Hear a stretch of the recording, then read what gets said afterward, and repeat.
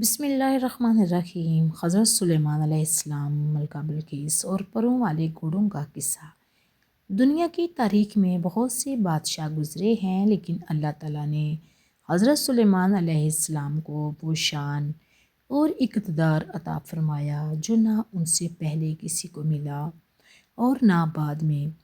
آپ نبی بھی تھے اور ایک عظیم سلطنت کے بادشاہ بھی۔ انسان، جنات، جانور، پرندے اور یہاں تک کہ ہوا بھی آپ کے حکم کی تابع تھی۔ اڑنے والے تخت کا سفر۔ ایک روایت کے مطابق ایک روز حضرت سلیمان علیہ السلام اپنے شاہی تخت پر جلوہ افروز تھے کہ وہ ملکہ بلقیس دربار میں حاضر ہوئیں۔ انہوں نے بڑے ادب سے عرض کی، اے اللہ کے نبی، میں نے سنا ہے کہ آپ کا تخت ہواؤں میں اڑتا ہے اور آپ لمحوں میں دور دراز کا سفر طے کر لیتے ہیں۔ میری خواہش ہے کہ میں بھی اس تخت پر بیٹھ کر اللہ کی قدرت اور اس کی مخلوقات کا مشاہدہ کروں۔ حضرت سلیمان علیہ السلام مسکرائے اور فرمایا، انشاءاللہ تمہاری یہ تمنا ضرور پوری ہوگی۔ دونوں تخت پر سوار ہوئے اور آپ علیہ السلام نے ہوا کو حکم دیا کہ انہیں وہاں لے چلے جہاں قدرت کا سب سے حسین منظر ہو۔ ہوا تخت کو لے کر اڑی اور سمندر کے بیچوں بیچ ایک خوبصورت جزیرے پر اتارا۔ وہاں کا منظر جادوئی تھا، رنگ برنگے پرندے، انوکھے جانور اور شفاف پانی میں تیرتی مچھلیاں۔ ملکہ بلقیس پکار اٹھیں، اے اللہ، تیری کائنات کتنی خوبصورت ہے۔ پروں والے گھوڑے اور امتحان۔ اسی دوران حضرت سلیمان علیہ السلام کی نظر آسمان پر اڑتے ہوئے چند پروں والے گھوڑوں پر پڑی۔ وہ اتنے حسین اور تیز رفتار تھے کہ پلک جھپکتے ہی نظروں سے اوجھل ہو گئے۔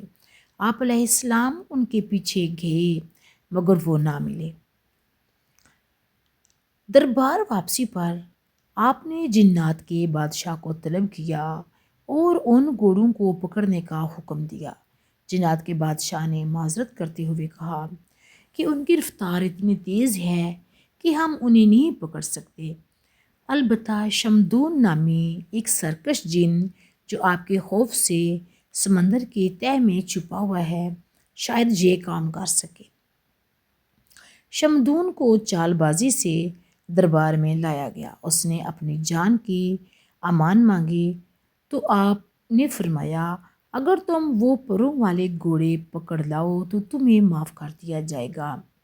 شمدون نے ایک ترکیب لڑائی۔ وہ جانتا تھا کہ یہ گھوڑے ایک خاص جگہ پانی پینے آتے ہیں۔ اس نے پانی میں نشہ آور چیز ملا دی۔ یہ گھوڑے مدہوش ہو گئے تو جنات نے انہیں رسیوں سے جکڑ لیا اور دربار میں پیش کر دیا۔ عبادت میں تاخیر اور توبہ۔ وہ گھوڑے اتنے خوبصورت تھے کہ حضرت سلیمان علیہ السلام انہیں دیکھنے میں منہمک ہو گئے اور اسی دوران عصر کی نماز کا وقت نکلنے لگا۔ جیسے ہی آپ کو احساس ہوا آپ تڑپ اٹھے اور اللہ سے توبہ کی۔ روایت ہے کہ اللہ نے حضرت جبرائیل علیہ السلام کو حکم دیا کہ سورج کو غروب ہونے سے روک دیں جب تک سلیمان علیہ السلام نماز ادا نہ کر لیں۔ نماز کے بعد آپ نے ان گھوڑوں کے پر کاٹ دیے تاکہ وہ دوبارہ آپ کی توجہ اللہ سے نہ ہٹا سکیں۔ تقدیر کو بدلنے کی کوشش اور مغرور جن کا عبرتناک انجام۔ ایک دن دربار میں تقدیر پر گفتگو ہو رہی تھی۔ ایک طاقتور جن نے دعویٰ کیا، اگر کسی کی تقدیر خراب ہو تو میں اسے بدل سکتا ہوں۔ حضرت سلیمان علیہ السلام نے اسے مہلت دی کہ وہ اپنا دعویٰ ثابت کرے۔ جن کی سازش۔ اس جن نے ایک مالدار شخص کی چھوٹی بیٹی کو اغوا کیا اور اسے ایک ویران جنگل میں قید کر دیا۔ اس کا خیال تھا کہ اس لڑکی کی تقدیر میں کسی بادشاہ کے بیٹے سے شادی لکھی ہے۔ اور اگر وہ اسے دنیا سے کاٹ دے گا تو تقدیر بدل جائے گی۔ چند سال گزرتے گئے اور وہ بچی جوان ہو گئی۔ اللہ کی تدبیر، ایک طوفانی رات میں ایک شہزادہ اور اس کا ملاح سمندر میں کشتی ڈوبنے کے بعد اسی جزیرے پر پہنچے جہاں وہ لڑکی قید تھی۔ لڑکی نے انہیں پناہ دی اور ملاح نے موقع پا کر ان دونوں کا نکاح پڑھا دیا۔ کچھ دن بعد وہ مغرور جن اس لڑکی اور اس کے پورے گھر کو اٹھا کر حضرت سلیمان علیہ السلام کے دربار میں لایا اور فخر سے کہا، حضور، میں نے تقدیر بدل دی۔ اس لڑکی کی شادی شہزادے سے ہوئی تھی مگر وہ تو سمندر میں مر گیا اور یہ اب بھی یہاں تنہا ہے۔ جب گھر کا دروازہ کھلا تو لڑکی کے ساتھ اس کا شوہر وہی شہزادہ بھی باہر نکلا۔ یہ دیکھ کر جن کے ہوش اڑ گئے۔